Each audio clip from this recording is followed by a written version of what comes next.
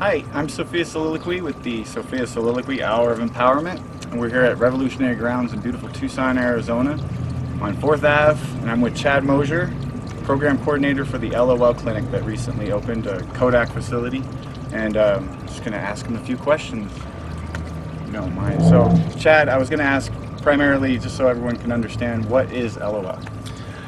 LOL is Living Out Loud, and it's a health and wellness center at Codac Behavioral Health Services.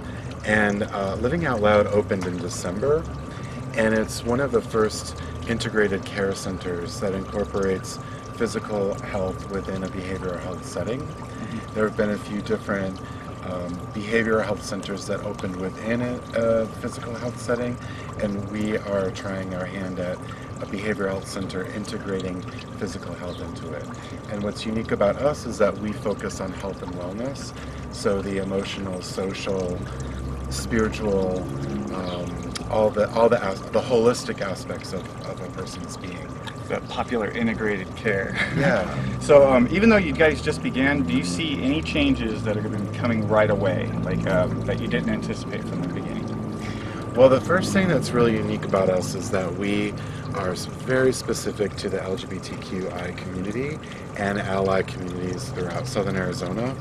And what I see is that we've partnered with several organizations throughout Southern Arizona, Wingspan, Southern Arizona AIDS Foundation, but also the University of Arizona and other organizations to provide all sorts of different types of care, like HIV medical care, services for homeless youth, gender confirmation services for transgender clients, and we're really trying to focus on all of the different aspects that need attention for the individual and to provide as much as we can. The thing that I think that we're going to be encountering over the next year is really looking at youth services and the need for specific shelters that cater to LGBTQ, specifically transgender populations. Right. And what are gender confirmation services? I'm just trying to figure out, how would you define that so that people could understand it? Gender confirmation services is a much more culturally competent way of expressing what used to be called sex reassignment or transsexual services. Those terms are sort of outdated now, and we really want to provide services such as hormone therapies, support groups, and any other type of physical or behavioral health services that help individuals live in a way that's congruent with their identity.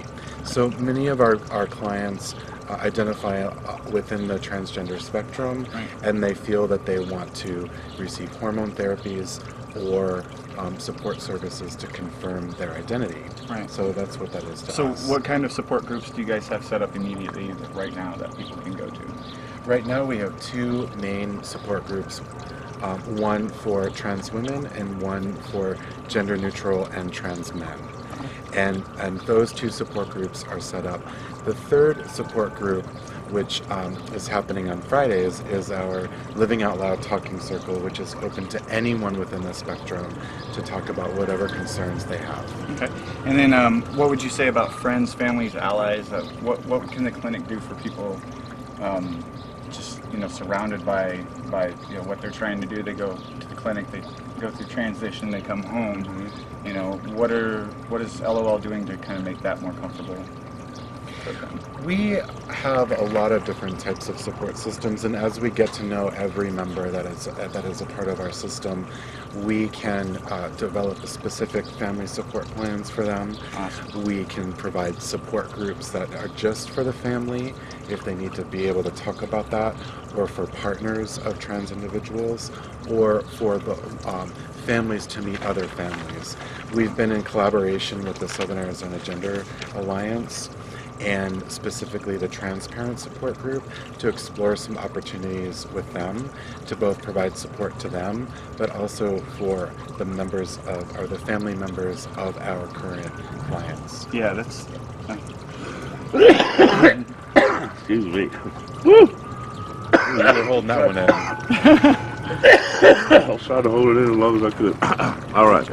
That was fantastic. Okay. Okay, so let's see.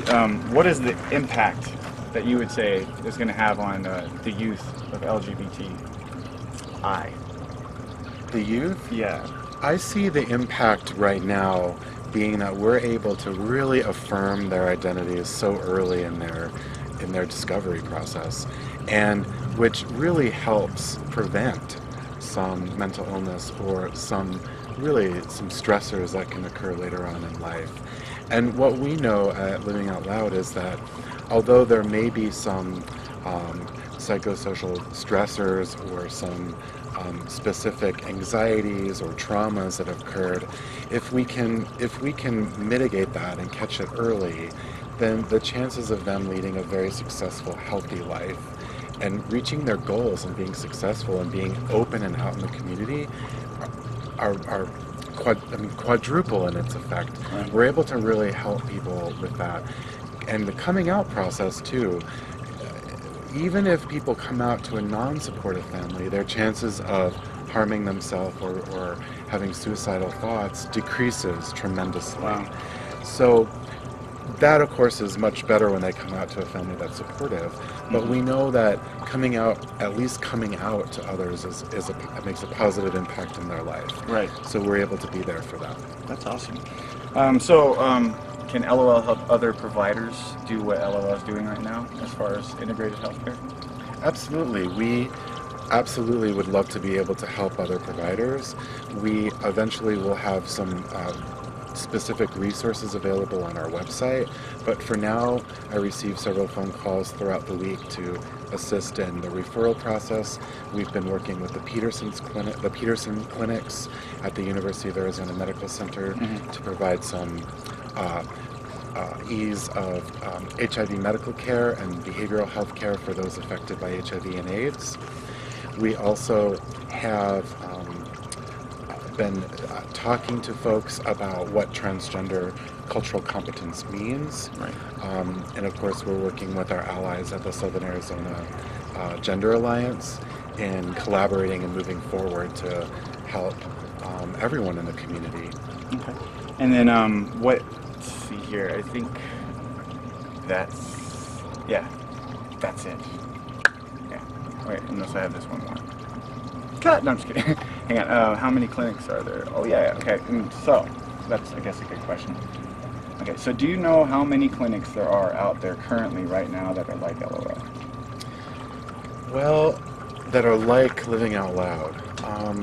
An integrated facility with focuses specifically on LGBTQI. There are some fantastic clinics that focus on transgender health throughout the West Coast.